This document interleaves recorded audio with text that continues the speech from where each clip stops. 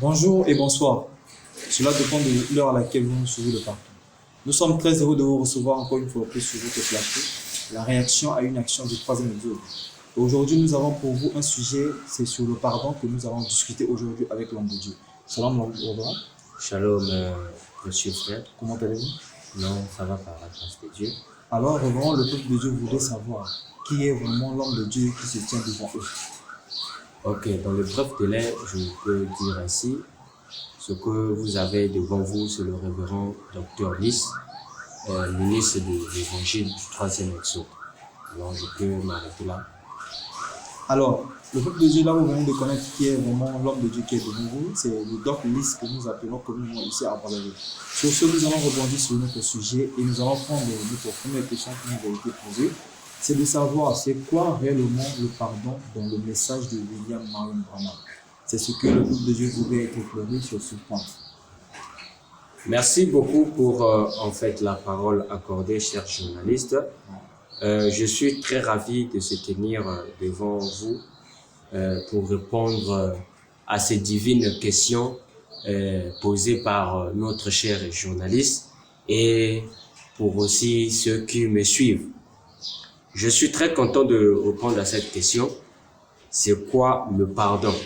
Alors pour commencer, le pardon c'est quelque chose de très nécessaire, surtout dans le monde du message et pour la vie d'un croyant ou de chaque fils de Dieu.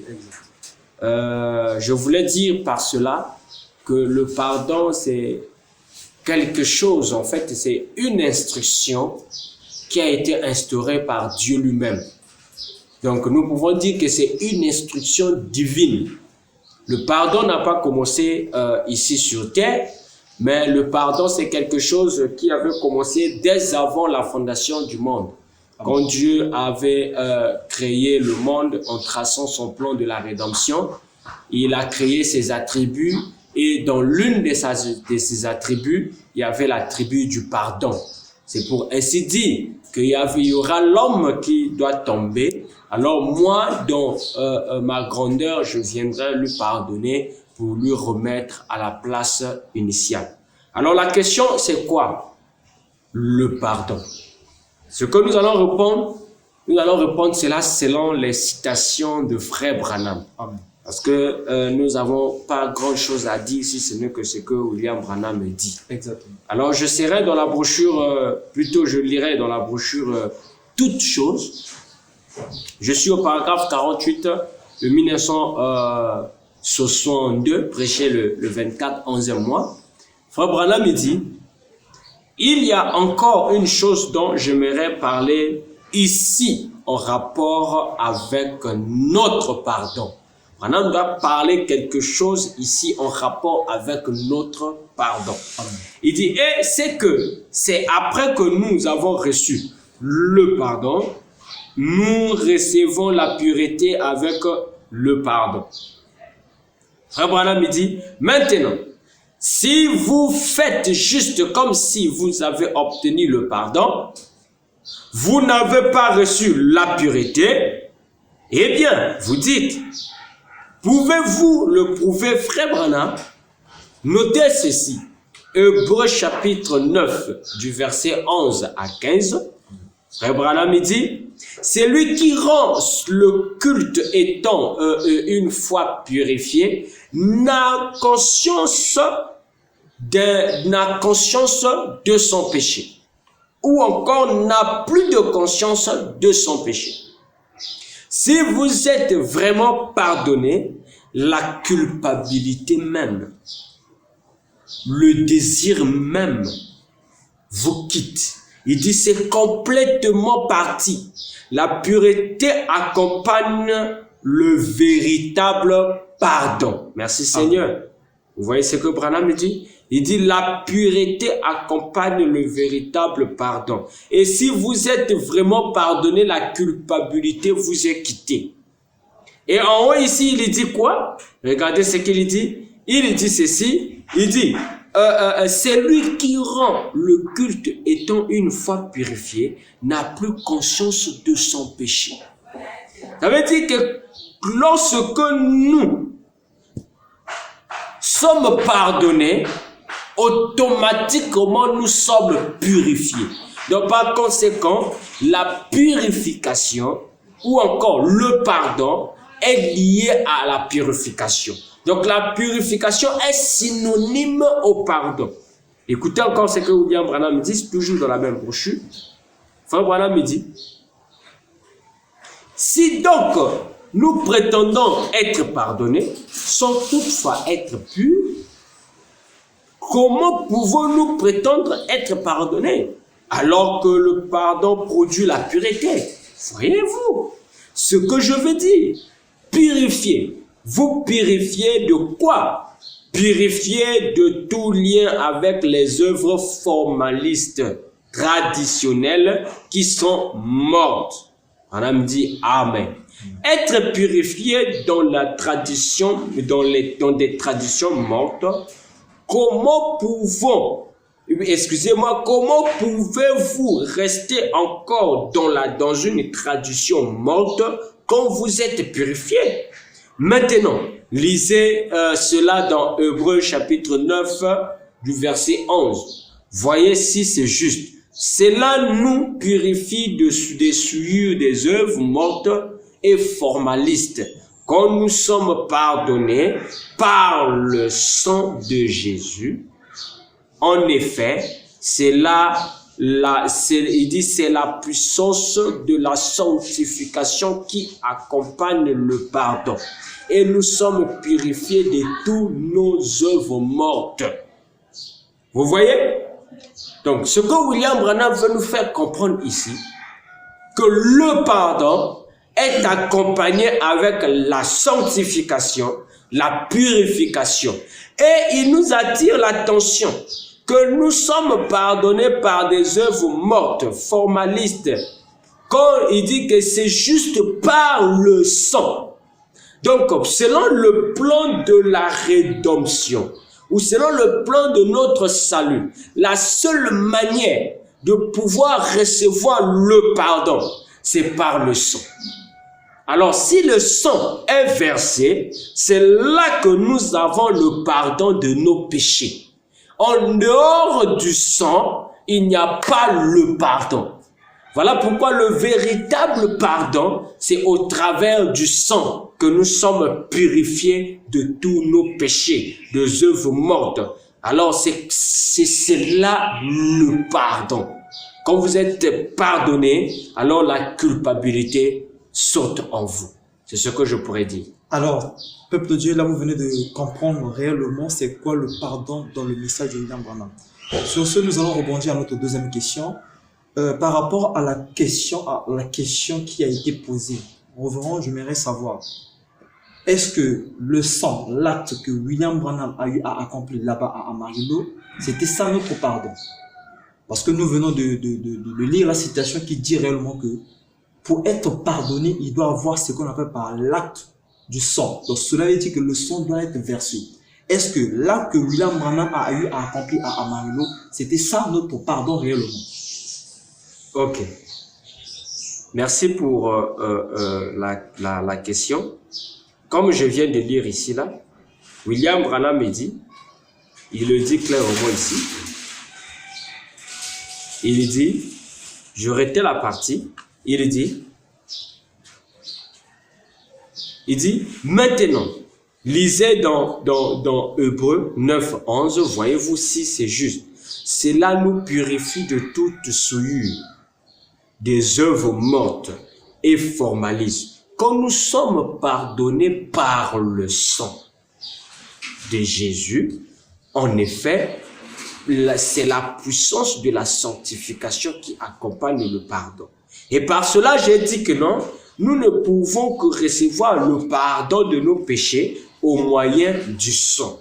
Alors, le journaliste vient de me poser une question pour dire que non, est-ce que c'est au travers de l'acte que William Branham a accompli à Amarillo, c'est cela qui nous a pardonné de tous nos péchés? Exactement. Je dirais oui, je dirais aussi non. Pourquoi? Nous allons répondre à cette question. que si c'est l'acte de William Branham, parce que quand j'ai parlé du sang ici, Frère Branham me dit, le sang n'est pas seulement chimique, mais le sang est quelque chose de très important.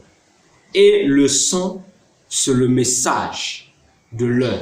Maintenant, avant d'arriver là, je vais d'abord lire une citation pour essayer d'éclairer ça encore.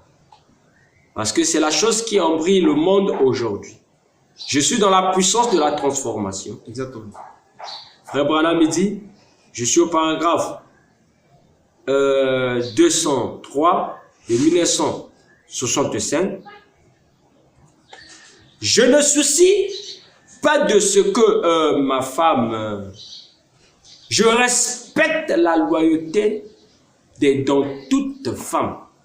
Quand j'étais un petit garçon, je disais toujours, si une femme noire voulait être loyale, je verserai la dernière goutte de mon sang pour la garder ainsi.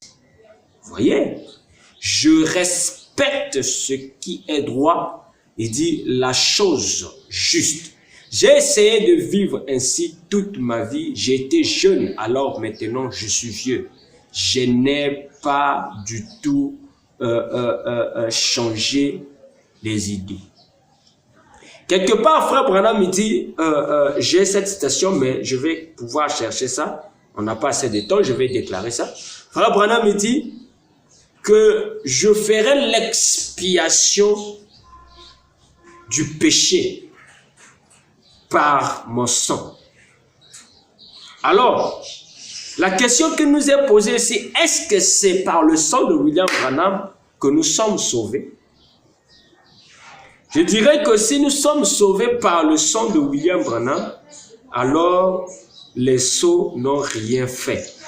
Parce que William Branham me dit que c'est à l'ouverture des sceaux que nous sommes sauvés. Alors je vais vous montrer c'est quoi d'abord le sang. Parce qu'il faut comprendre le sang pour connaître comment nous sommes sauvés. Si nous ne comprenons pas c'est quoi le sang, alors on donnera des interprétations, beaucoup des interprétations, excusez-moi, au sujet du sang. Je prenais d'abord une écriture ici. Petit à petit, je réponds à cette question. Frère Branham me dit, dans la fête des trompettes, je suis au paragraphe 274 de 1964. Il dit, et le message du 7e ange sous la même trompette, la même chose en tout point, exactement le même son. Ah, ça c'est encore fort. C'est pourquoi appeler les gens, l'épouse, à sortir des traditions pentecôtistes. C'est ce que nous avons parlé dans la première question, des traditions mortes. C'est ça même le pardon. Parce que ici, le pardon nous rallie sur le plan de la rédemption ou pour notre salut. Frère Branham continue.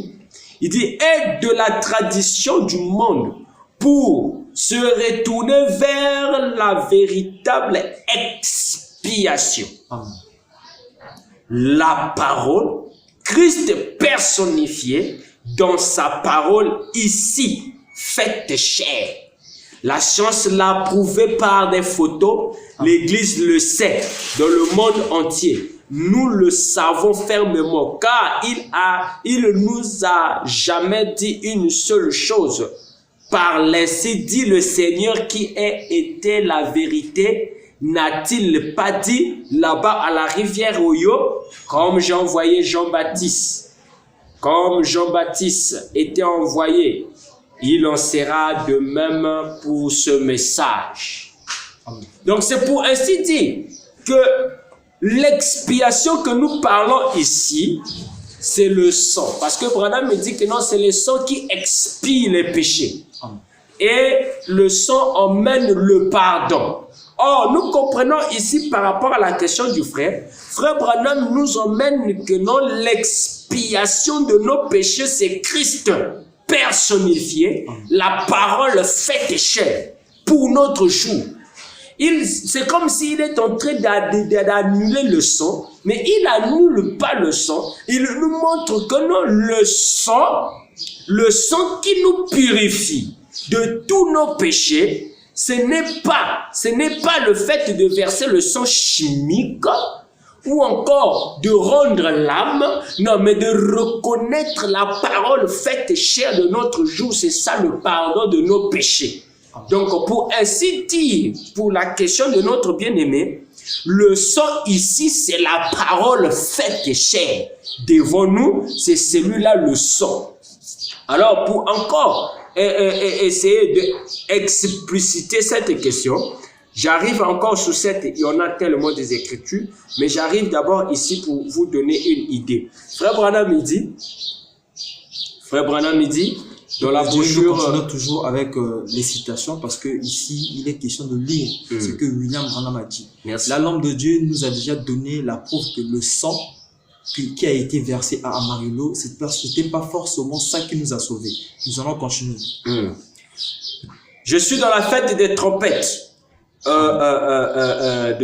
Toujours dans la fête des trompettes, je suis au paragraphe 252 de 1964. Il dit, dans cette fête de la Pentecôte, qui est présentée dans Lévitique 23, 16, il dit, ou Lévitique 23, 24, c'est une fête de deuil.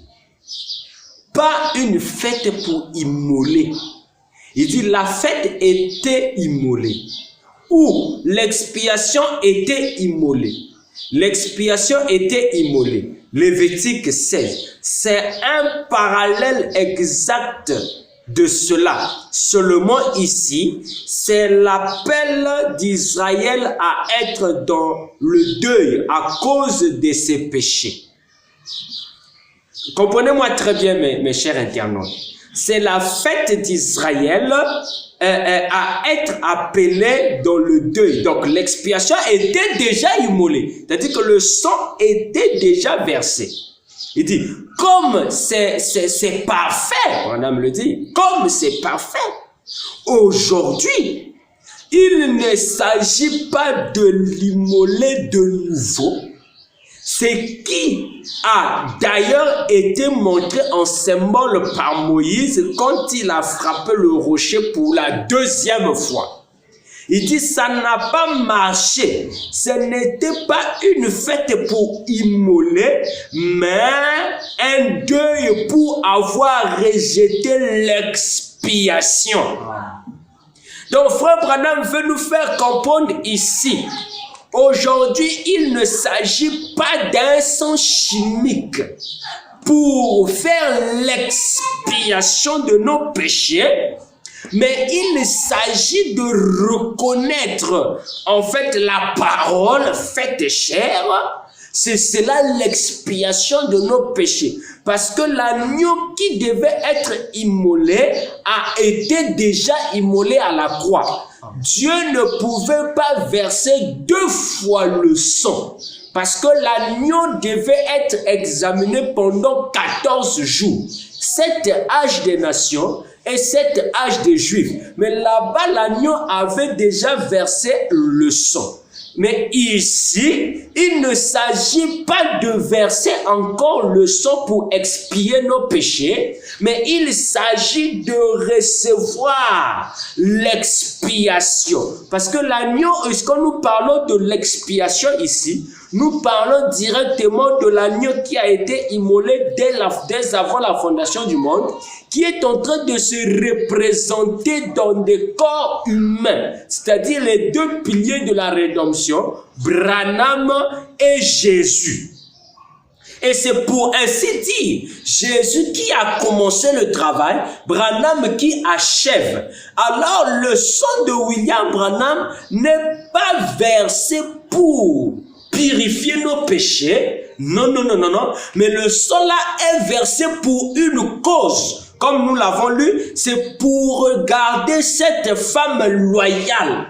Mais pour le salut de nos âmes, il s'agit de reconnaître la parole, c'est-à-dire de reconnaître les sceaux. Parce que Branham il dit que non, c'est à l'ouverture des sceaux que nous nous sommes rachetés. Or, l'ouverture des sceaux, ce n'est pas une imagination, mais les sceaux, c'est une personne. Et cette personne-là, c'est William Marion Branham. Lorsque nous reconnaissons William Branham comme étant l'agneau de Dieu qui ôte le péché du monde, alors nous reconnaissons la véritable expiation de nos péchés. Amen. Si nous pouvons lire le sang. Alors, très cher peuple de Dieu, là vous venez d'écouter l'homme de Dieu sur la question qui a été posée, c'est de savoir si le sang qui était versé là-bas à Amarillo, c'était ça notre parole. L'homme de Dieu s'est débattu et nous a donné la réponse sur base des Écritures. Parce que ici, il n'est pas question de déclarer, mais il est question de lire ce que nous déclarons. Alors, sur ce, nous allons chuter sur notre dernière question, c'est de savoir, revenons, quel est le message, le mot de la fin que vous voulez ou vous désirez laisser à ceux qui nous suivent partout dans le monde entier. Pourquoi? Parce qu'il est toujours important que l'homme de Dieu puisse nous laisser un message à ceux qui nous suivent dans le monde entier. Merci, cher journaliste, pour cette parole accordée. Un message que je peux laisser à mes chers internautes, à mes chers révérends, et que nous devons pardonner les uns les autres, comme nous venons de le dire, comme Christ nous a pardonné. Et le véritable pardon pour nous, c'est de reconnaître William Branham comme étant le véritable Seigneur. Quand vous le reconnaissez, votre expiation de vos péchés est entièrement pardonnée. Pour le salut, vous êtes sauvés. Maintenant, à cela, je voulais tout simplement dire que gardez ce message pur, vivez ce message, restons dans ce message, parce que c'est cela le salut de nos âmes. Et en tout et pour tout, le Seigneur Branham prendra soin de toutes choses. Shalom. Alors, cher peuple de Dieu, nous sommes arrivés à la fin de notre émission. Cette émission a été présentée par votre frère, le frère Bill Evans de Brazzaville. L'émission, nous avons reçu sur ce plateau l'homme de Dieu qu'on appelle le révérend Doc Lewis depuis Brazzaville. Sur ce, nous disons Shalom.